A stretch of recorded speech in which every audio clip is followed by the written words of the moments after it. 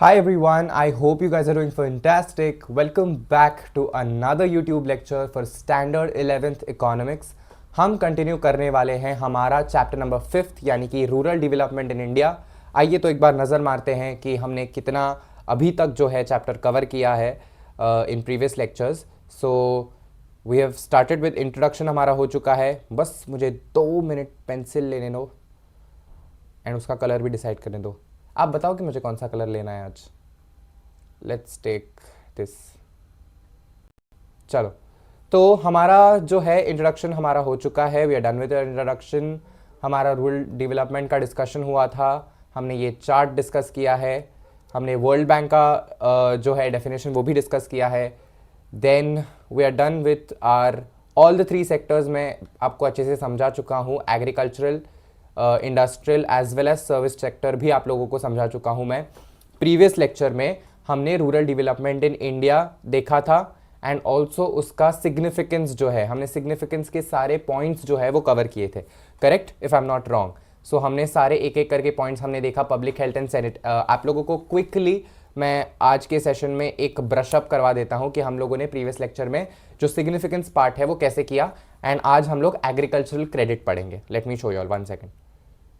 ये देखो यहाँ पे आज हम लोग इस लेक्चर में नया क्या पढ़ने वाले हैं। तो we are gonna study agricultural credit in India. ये क्लासिफिकेशन कैसे होता है एग्रीकल्चरल क्रेडिट का and types of agricultural credit. यहां तक हम पढ़ने वाले हैं आज के लेक्चर में। सो एक बार क्विकली प्रीवियस लेक्चर का हम रिवीजन करते हैं। फटाफट एक बार देखते हैं कि हमने क्या पढ़ा था। हमने पहले पढ़ा था कि सिग्निफिकेंस यानी कि इंपॉर्टेंस क्या है जो है रूरल डेवलपमेंट का इंडिया में। सिग्निफिकेंस यानी कि इंपॉर्टेंस, क्यों हमारे लिए रूरल डेवलपमेंट या रूरल को डेवलप करना जरूरी है। तो पब्लिक हेल्थ के लिए और सैनिटेशन के लिए, लोगों की हेल्थ और लोगों को हाइजीन प्रॉपर मेंटेन हो सके उसके लिए लिटरेसी रेट यानी कि रूरल एरियाज में एजुकेशन जो है वहां तक, वहां के कोने कोने तक पहुंच सके, इसीलिए रूरल एरिया को डेवलप करना बहुत जरूरी है। अदर देन दैट, वहाँ की विमेन का एम्पावरमेंट करना, उनको proper education, proper job opportunities, because वहाँ पे अभी भी कुछ ऐसे विलेजेस हैं जहाँ पे मेल डोमिनेंस चलता है, तो उसको इरेडिकेट करके वुमेन एम्पावरमेंट वहाँ पे लाना is also one of the crucial reason for rural development. Next is enforcement of law and order. Law and order का प्रॉपर एनफोर्समेंट करना ताकि वहां पे एक सेफ एनवायरनमेंट क्रिएट हो सके सारे इंस्टीट्यूट्स के लिए, सारे ऑर्गेनाइजेशंस के लिए, ऑल्सो सारे लोगों के लिए। ठीक है। नेक्स्ट इज वहां के लैंड रिफॉर्म्स, वहां के tenancy rights, tenancy laws, then ownership control, land reforms लाना ये। देन योर इंफ्रास्ट्रक्चर डेवलपमेंट, वहां के road construction, bridges, dam, layman language में बताऊं तो वहां का कच्चे रास्ते होते हैं तो उनको सुधारना ताकि कनेक्टिविटी बेटर हो सके। देन क्रेडिट फैसिलिटी अवेलेबल करवाना, वहां पे बैंकिंग फैसिलिटीज, अगर मैं आप लोगों को इसे लेमन लैंग्वेज में बताऊं तो वहां पे एग्रीकल्चरल लोन्स, या फिर आगे हम लोग पढ़ेंगे एग्रीकल्चरल क्रेडिट, लेकिन वहां पे लोन फैसिलिटी या बैंकिंग सर्विसेज प्रोवाइड करना बहुत जरूरी है ताकि लोगों को जो नेसेसरी लोग हैं उनको क्रेडिट फैसिलिटीज मिल सके। Then eradication of poverty, obviously बात है, अगर हम लोग एजुकेशन सेक्टर सुधारेंगे तो जॉब अपॉर्चुनिटीज बढ़ेंगी, जॉब अपॉर्चुनिटीज बढ़ेंगी तो लोग पैसा कमाने लगेंगे, पैसा कमाने लगेंगे तो ऑटोमेटिकली पॉवर्टी जो है धीरे धीरे इरेडिकेट होगी। So it is a linked process. ठीक है, आई बात समझ में। And other than that, 1 second, last point was, अच्छा नहीं 8 ही पॉइंट्स थे। चलो, तो yes we are done with the 8 points. ये हमने इतना प्रीवियस लेक्चर में पढ़ा था। अब हम लोग शुरू करने वाले हैं हमारा आज का सेशन, जिसमें हम लोग जानेंगे एग्रीकल्चरल क्रेडिट इन इंडिया। तो करें क्या डिस्कशन एग्रीकल्चरल क्रेडिट पे, करें शुरू। चलो लेट्स बिगिन। अब मुझे बताओ, सबसे पहले जब ये 2 टर्म्स एग्रीकल्चर और क्रेडिट आपको मैं बताता हूं तो आपके दिमाग में क्या, कौन सी घंटी बजती है सबसे पहले? तो प्यारे बच्चों, कौन सी घंटी या कौन सा वो दिमाग का सेल है वो एक्टिवेट हो रहा है सबसे पहले? तो पहला तो एग्रीकल्चर, समझ सर हमको इतना आता है मत सिखाओ। क्रेडिट, दूसरा शब्द जो है क्रेडिट। क्रेडिट का क्या मतलब है? क्रेडिट सर, जो वो इंस्टाग्राम पे हम फोटो डालते हैं ना, तो जब हमारा दोस्त कोई दूसरा हमारी फ़ोटो लेता है तो हम उसको देते हैं सर फ़ोटो क्रेडिट्स और उसको टैग करते हैं। ये वो वाला क्रेडिट है क्या? तो नहीं। यहाँ पे क्रेडिट का मतलब होता है, हे भगवान मैं लिख नहीं पाऊंगा क्या? इस जन्म में तो प्रैक्टिस होनी है मेरी। L O, forget it. Credit का मतलब होता है लोन। ठीक है, आई बात समझ में? इस कॉन्टेक्स्ट में हम लोग जो बात कर रहे हैं यहां पे क्रेडिट का मतलब होता है लोन, क्रेडिट फैसिलिटी यानी कि लोन की फैसिलिटी। ठीक है, तो एग्रीकल्चरल क्रेडिट यानी कि एग्रीकल्चरल लोन की ये टॉपिक बात करता है। अब देखना, agricultural credit is an important pre requisite for agricultural growth. Why is it so? Because farmers they are not economically very advanced, they are economically challenged। उनके पास इतने पैसे नहीं है कि वो हर चीज के लिए उनको छोटा ट्रैक्टर भी खरीदना है तो उनके घर में पैसे पड़े हुए हैं, ऐसी तो सिचुएशन है नहीं। So they obviously they need loans, they need money from the government itself. ठीक है, so agricultural policies have been renewed, have been reviewed from time to time to provide adequate and timely finance to this sector। मतलब agricultural sector में अगर proper finance जाएगा, proper पैसा अगर उस area में इन्वेस्ट होगा तो ऐसा माना जाता है कि एग्रीकल्चरल सेक्टर जो है वो ग्रो करेगा या फिर उसको एक डायरेक्शन मिलेगा टुवर्ड्स ग्रोथ। बिकॉज आप किसी, नॉट जस्ट एग्रीकल्चर, आप रैंडमली किसी चीज में देखो, अगर वहां पे उस एरिया में पैसा लगता है ना तो उसकी ग्रोथ फटाफट होने लगती है। ठीक है, तो इसीलिए गवर्नमेंट मेक श्योर करता है कि वहां पे एडिक्वेट क्रेडिट फैसिलिटीज अवेलेबल हो या loan facilities. Rural credit systems जो है ये अज्यूम करता है इंपॉर्टेंस को, किसके? Because most of the Indian rural families savings are inadequate to finance farming. मतलब अभी फार्मर जो है वो सेविंग्स कर रहा है तो वो क्यों कर रहा है? ही ऑब्वियसली वो उसके पर्सनल एक्सपेंसेस निकालने के लिए जो है वो सेविंग्स कर रहा है। उसके बेटी की शादी करनी है, उसको दहेज देना है। मतलब अभी दहेज तो बोलना it's like not allowed, like दहेज लेना देना is not allowed. But then अगर आप रूरल एरियाज में देखो तो फार्मर जो है या कोई भी किसान है वो अपने पर्सनल एक्सपीरियंस को, पर्सनल एक्सपेंसेस को सेटिस्फाई करने के लिए ही वो सेविंग्स कर रहा है। तो फिर वो अपने प्रोफेशन यानी कि उसके एग्रीकल्चर के लिए अलग से सेविंग कर पाता है होगा क्या? So the answer is no. या फिर उसकी जो सेविंग्स जो उसने की है क्या वो उतनी सफिशिएंट है कि वो उसके पूरे एग्रीकल्चर को फाइनेंस दे सके? So again the answer is no. So इसीलिए एग्रीकल्चरल सेक्टर में फाइनेंस का होना या क्रेडिट फैसिलिटी का होना बहुत जरूरी माना जाता है। ठीक है, चलो अब हम बात करते हैं कि एग्रीकल्चरल क्रेडिट को क्लासिफाई कैसे किया जा सकता है। उससे पहले आप लोगों को एग्रीकल्चरल क्रेडिट क्या होता है ये समझ में आया क्या? कि एग्रीकल्चरल क्रेडिट मतलब एग्रीकल्चरल के लिए लिया जाने वाला लोन, इसको हम लोग बोलते हैं एग्रीकल्चरल क्रेडिट। फार्मर क्या करेगा? बैंक से लोन लेगा। क्यों? For the purpose of agriculture, for the purpose of farming. इसको, यही इसका सिनॉप्सिस है। ये आप लोग, अगर आप लोगों को मान लो एग्जाम में आ गया question, short note on agricultural credit, तो इंट्रो पहले कुछ तो लिखना पड़ेगा। तो उसमें क्या लिखोगे? तो ये लिखोगे। बिकॉज यहां पे देखो, यहां पे आप लोगों को तो सिर्फ इंपॉर्टेंस बताया गया कि वो इंपॉर्टेंट है, ऐसे जरूरी है, वैसे जरूरी है, लेकिन वो है क्या? क्या लिखोगे? तो वहां पे आप लोगों को ये पॉइंट्स डालने हैं कि एग्रीकल्चरल क्रेडिट एग्जैक्टली होता क्या है। तो आप लोगों को पहले ये एक्सप्लेन करना है कि फार्मर्स का जो एक्सपेंस है वो उसकी पर्सनल सेविंग से वो फार्मिंग उसको फार्मिंग के लिए वो सफिशिएंट नहीं है, तो इसीलिए उसको जाके पैसा उठाना पड़ता है। He has to take loans from banks and इसीलिए there is a thing called agricultural credit. And फिर आप लोग एग्रीकल्चरल क्रेडिट को एक्सप्लेन करोगे एंड आफ्टर दैट आप जो है वो बताओगे उसका क्लासिफिकेशन। ठीक है, अब आते हैं हम अगले पॉइंट पे, यानी कि classification of agricultural credit. Agricultural credit को यानी कि एग्रीकल्चरल लोन को, आई रिपीट, हम लोग कैसे क्लासिफाई करते हैं? तो उसको हम लोग क्लासिफाई कर रहे हैं, number 1 on the basis of tenure and number 2 on the basis of purpose. मैंने ये टॉपिक 2 मिनट में एक वीडियो में समझाया है, ये सेम टॉपिक। अगर आप लोगों को यहां से क्लियर नहीं होता तो वहां देखो, एंड अगर वहां से क्लियर नहीं होता तो यहां देखो। ठीक है, चलो यहाँ पे भी मैं सेम ही इनफैक्ट इन डेप्थ पढ़ाऊंगा, because this is a lecture, that is a video, that is a like 2 minute short. ठीक है, चलो अब हम बात करते हैं on the basis of tenure. Tenure का मतलब होता है टाइम, टाइम पीरियड के बेसिस पे। तो एक क्लासिफिकेशन क्या बेसिस पे बात करता है, तो टाइम पीरियड बेसिस पे, कि वो जो एग्रीकल्चरल क्रेडिट है वो आप लोगों को कितने टाइम के लिए दिया जा रहा है, 1 साल, 2 साल, 4 साल, 10 साल, कितने टाइम पीरियड के लिए वो एग्रीकल्चरल क्रेडिट मिल रहा है या लोन मिल रहा है, उसका मतलब होता है क्लासिफिकेशन करना on the basis of tenure और on the basis of timeline.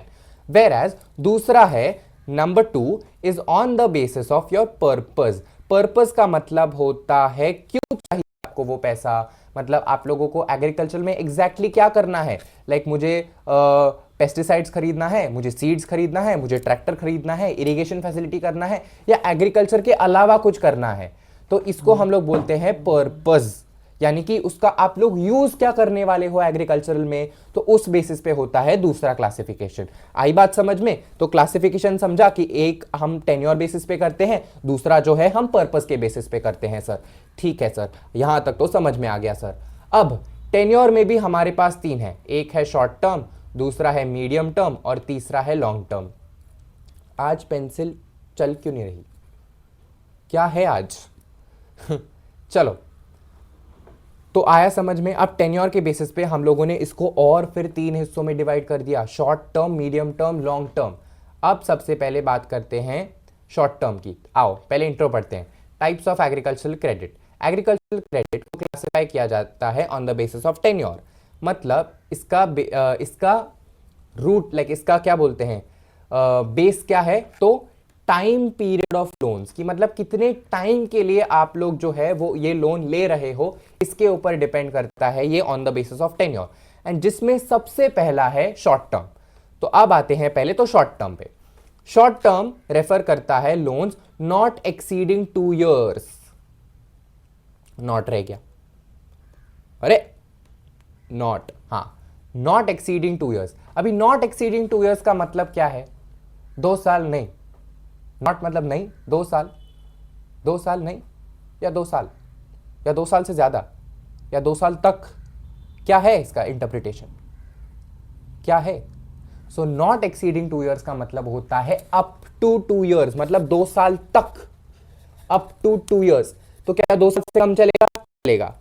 6 महीने चलेगा? चलेगा। 1.5 साल चलेगा? चलेगा। 1 साल 9 महीने चलेगा? चलेगा। 3 साल चलेगा? नहीं चलेगा। समझा? तो सीलिंग लिमिट क्या है? 2 साल, मैक्सिमम अप टू 2 years। सो जो लोन आप जो एग्रीकल्चरल के लिए रूरल एरियाज में फार्मर्स को मिलता है up to the period of 2 years, उसको शॉर्ट टर्म लोन कहा जाता है। It is required for meeting short term requirements. Requirement भी कैसी है? शॉर्ट टर्म है, ठीक है। फॉर कल्टिवेटर्स, मतलब एग्जाम्पल लोन जो लेते हैं फर्टिलाइजर्स परचेज करने के लिए, या जो है हाई यील्ड वैरायटी सीड्स के लिए। मतलब आजकल अभी सबसे पहले एग्जांपल्स देखते हैं कि मतलब ये आपकी जो फार्मिंग की जो शॉर्ट टर्म रिक्वायरमेंट्स है ना, जो क्या कहते हैं, जो इतनी मैसिव रिक्वायरमेंट्स नहीं है, जिसमें इतना ज़्यादा पैसा नहीं लगता। जैसे शॉर्ट टर्म नीड्स क्या है, जैसे कि सबसे पहले सीड खरीदना, तो ये वन टाइम थिंग है, ठीक है। फर्टिलाइजर्स खरीदना, वो वन टाइम स्प्रेइंग होगा एंड यूज़ होगा उसका, तो ये शॉर्ट टर्म रिक्वायरमेंट्स है। ऐसे नीड्स के लिए हम लोग ये लोन्स को यूज़ करते हैं, ठीक है। नेक्स्ट इज अभी हाई यील्डिंग वैरायटी, मतलब आजकल ऐसे सीड्स भी ऐसे मिलते हैं ना फार्मिंग के लिए, जिससे जो है वो ऑलरेडी थोड़े लेबोरेटरी में थोड़े डेवलप किए जाते हैं, या कुछ ऐसा उस पर काम किया जाता है जिससे वो एक बहुत क्वालिटी आउटपुट दे सके, ठीक है। तो इसको हम लोग बोलते हैं high yielding variety seeds. For meeting expenses on religious और सोशल सेरेमनीज, मतलब कुछ अदर देन एग्रीकल्चरल की बात हो रही है यहाँ पे, रिलीजियस एंड सोशल सेरेमनीज। मतलब ऐसा नहीं है कि ये पैसा सिर्फ एग्रीकल्चरल में यूज होगा, फार्मर अपने पर्सनल एक्सपेंसेस के लिए यूज कर सकता है क्या? तो आंसर इज येस। जैसे कि उसको घर में सत्यनारायण की पूजा करवानी है, तो क्या उसके लिए वो ये लोन ले सकता है? ले सकता है। हाइपोथेटिकल सिचुएशन, बट देन ले सकता है, उसको लोन मिलेगा फॉर हिज ओन रिलीजियस और सोशल सेरेमनीज। सोशल सेरेमनी क्या हो सकती है? शादी, और क्या है हमारे यहाँ अभी ना, जैसे मैं आप लोगों को बोलूँ कि the Indian mentality is like, शादी जो है उनके लिए सबसे ज़्यादा सेंसिटिव मैटर होता है इंडियंस के लिए। अब आप लोग थोड़ा लॉजिकली अगर इसको देखोगे तो ये बहुत आप लोगों को थोड़ा सा क्वेश्चनिंग साउंड करेगा कि यार, बिकॉज अगर आप देखना ना, we Indians are so emotionally attach to the concept of wedding कि लाइफ का सारा खर्चा जो है एक बाप अपनी बेटी की शादी में उड़ा देगा, क्यों? पूरे गांव को खाना खिलाने के लिए. Do you think it is logical? Yes और no? Like my opinions are very different on this. Your opinions might differ on this. But then coming back to the topic कि शादी बहुत सेंसिटिव मैटर माना जाता है हमारे यहाँ पे, तो इसीलिए लोग अपने ना लाइफ की सेविंग्स इसमें उड़ाने के लिए तैयार होते हैं कि हमको वेडिंग तो ग्रैंड है, ग्रैंड ही होनी चाहिए. एंड आजकल वेडिंग के ट्रेंड्स एंड ऑल जो आने लगे हैं आफ्टर द विरुष्का वेडिंग, फिर Deepveer wedding, you know, then अभी आजकल तो क्या क्या होता है. सो एनीवेज, ठीक है. तो इसीलिए क्या इन चीज़ों के लिए फार्मर्स को लोन मिलेगा? तो मिलेगा, ठीक है. अब आते हैं हमारे मीडियम टर्म क्रेडिट्स पे. अब यहाँ से थोड़ा सा स्कोप जो है लोन्स का एक्सपांड होता है. देखना, अभी नेक्स्ट है आपका मीडियम टर्म क्रेडिट. अभी these loans are given up to the period of 5 years. मतलब ये जो है 5 साल तक के लिए. शॉर्ट टर्म कितना था? 2 साल था. यहां पर हो गया वो 5 साल. मीडियम टर्म यानी कि 5 साल, ठीक है. दीज लेट मी, हाँ, 5 साल. These are financial requirements to make improvements on land, buying cattle और agricultural equipments, digging up of canals et cetera. अभी ये देखो, जो 5 year यानी कि मीडियम टर्म क्रेडिट है, ये किस लिए फार्मर्स लोग लेते हैं जनरली? ये लोग जनरली बात कर रहे हैं. तो जनरली किस लिए लिया जाता है? अगर आप लोगों को कोई एग्रीकल्चरल इक्विपमेंट खरीदना है, ठीक है, मान लीजिए आप लोगों को आपकी जो लैंड है उसमें कुछ फर्टिलिटी अमाउंट कुछ इंक्रीज करना है, या फिर कोई कनाल डिग करना है. कोई कनाल डिग करना मतलब इरिगेशन फैसिलिटी कुछ क्रिएट करना है. तो ऐसे medium, not very expensive and not very cheap, somewhere in between. तो ऐसे एक्सपेंसेस रिलेटेड टू एग्रीकल्चरल जो है ना, उसके लिए दिया जाता है मीडियम टर्म क्रेडिट, जो दिया जाता है up to the period of 5 years. यानी कि 5 साल तक जो है आप लोगों को ये क्रेडिट या आप लोगों को ये जो लोन है आप लोगों को दिया जाएगा. आई बात समझ में? ठीक है. तो ये भी फाइनेंशियल रिक्वायरमेंट्स को मीट करने के लिए ही दिया जाता है. आप लोगों को एग्जाम्पल्स में डालना है तो आप डाल सकते हो buying cattle, agricultural equipments buy करना, इन सब चीज़ों के लिए, ठीक है. तो ये इसको हम लोग बोलते हैं मीडियम टर्म क्रेडिट. मीडियम हो गया. अब आते हैं हमारे लॉन्ग टर्म क्रेडिट पे. लॉन्ग टर्म, लंबा, लंबा चौड़ा. कितना लंबा? मतलब मोर देन 5 years. यहाँ पर आप लोगों को स्पेसिफिक अमाउंट की इतने साल तक नहीं बताया गया है. Anything above 5 years is called long term credit. आया समझ में? तो 5 साल से ज़्यादा कुछ भी कितना भी होगा, फिर वो 5 साल 1 महीने, 5 साल 10 महीने, 6 साल, 7 साल, 8 साल, 20 साल, 11 साल, कितने भी साल हो तो वो लॉन्ग टर्म में ही आएगा. एंड लॉन्ग टर्म क्रेडिट क्यों लिया जाता है? तो लॉन्ग टर्म क्रेडिट जो है वो लिया जाता है जनरली टू ऐसे रिक्वायरमेंट, जैसे कि उन लोगों को ट्रैक्टर खरीदना है, परमानेंट इंप्रूवमेंट्स ऑन लैंड करने हैं, ऐसी चीज़ों के लिए. अभी tractor is a big expense, ठीक है, ट्रैक्टर्स महंगे आते हैं. तो ऐसी चीज़ें खरीदने के लिए क्या कहते हैं, जो बहुत ज़्यादा हाईली एक्सपेंसिव होती है, एक फार्मर इजीली अफोर्ड नहीं कर सकता. उसको उस लोन का रीपेमेंट करने में उतना टाइम लगेगा ही लगेगा. उसको कम से कम 10 साल में उतने स्पेसिफिक इंस्टॉलमेंट्स में ही वो अगर करेगा तो वो पे कर पाएगा. 5 साल में उसके लिए वो अमाउंट रिटर्न करना पॉसिबल ही नहीं है. ऐसे कुछ एक्सपेंसेस के लिए जो है लॉन्ग टर्म क्रेडिट दिया जाता है, ठीक है. Got it? Long term, medium term and short term. तो एग्रीकल्चरल क्रेडिट जो on the basis of tenure किया जाता है, आई होप आप लोगों को क्लियर है. तो 2 साल तक है तो शॉर्ट टर्म, 5 साल तक है तो मीडियम टर्म, 5 से ज्यादा है तो लॉन्ग टर्म, ठीक है. तो आप लोगों को agricultural credit on the basis of tenure तो समझ में आया है. अब हम जानेंगे agricultural credit on the basis of, एक second, colour change, dark colour चाहिए मुझे, ग्रीन.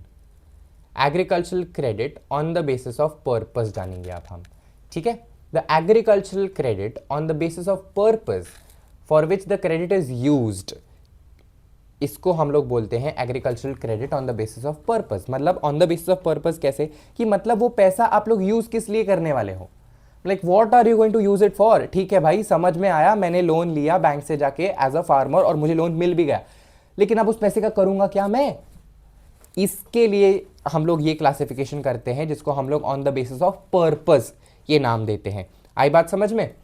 तो सबसे पहला है आपका प्रोडक्टिव पर्पस, दूसरा प्रोडक्टिव पर्पस, दूसरा है अनप्रोडक्टिव पर्पस। अब ये प्रोडक्टिव पर्पस क्या है, productive loans are the loans that are related to agricultural production and economically justified, जैसे कि purchase of tractor, land, seeds etcetera.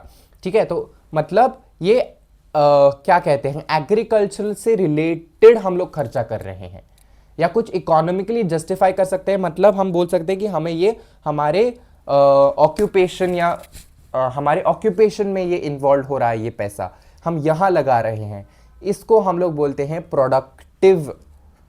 Productive use of agricultural credit. Whereas non productive या unproductive क्या है, ऐसा पैसा जो आप लोग प्रोडक्टिव एक्टिविटी के लिए नहीं यूज कर रहे हो, आप लोग बस अपने पर्सनल एक्सपेंस के लिए यूज कर रहे हो, जैसे कि मैरिज हो गया, कोई रिलीजियस सेरेमनी हो गई। मैंने आप लोगों को सत्यनारायण पूजा एग्जाम्पल दिया था कि उसने उस फार्मर ने अपने घर पे सत्यनारायण की पूजा रखी थी, उसके लिए उसने लोन लिया।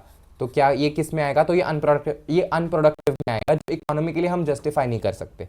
ठीक है, consumption of it is use for personal consumption, वो पर्सनल चीज़ों के लिए यूज़ कर रहा है, क्या वो एग्रीकल्चर में यूज़ कर रहा है क्या, no, he is using it that money for himself. ठीक है, and unrelated to any productive activity, जैसे कि loan for expenditure on marriages, religious ceremonies et cetera. आई बात समझ में। तो आई होप आप लोगों को एग्रीकल्चरल क्रेडिट, सबसे पहले तो एग्रीकल्चरल क्रेडिट होता क्या है, उसको हम क्लासिफाई कैसे करते हैं, on the basis of tenure, on the basis of purpose. उसमें on the basis of tenure जो है वो कैसे डिवाइड किया है, short term, medium term, long term, and last is आपका on the basis of purpose हमने कैसे प्रोडक्टिव और अनप्रोडक्टिव में क्लासिफाई किया। सो इसी को हम लोग बोलते हैं हमारा एंटायर एग्रीकल्चरल क्रेडिट। ठीक है, आई होप आप सबको समझ में आया है। Guys, anybody any doubts you can ask me in the comment section. इस वीडियो को ज़रूर लाइक करना एंड आप लोगों को कैसा लगा मुझे रिव्यूज़ देना। And by the next lecture I am hoping कि ये चैप्टर खत्म हो जाएगा। ठीक है, so till then take care, bye bye, signing of.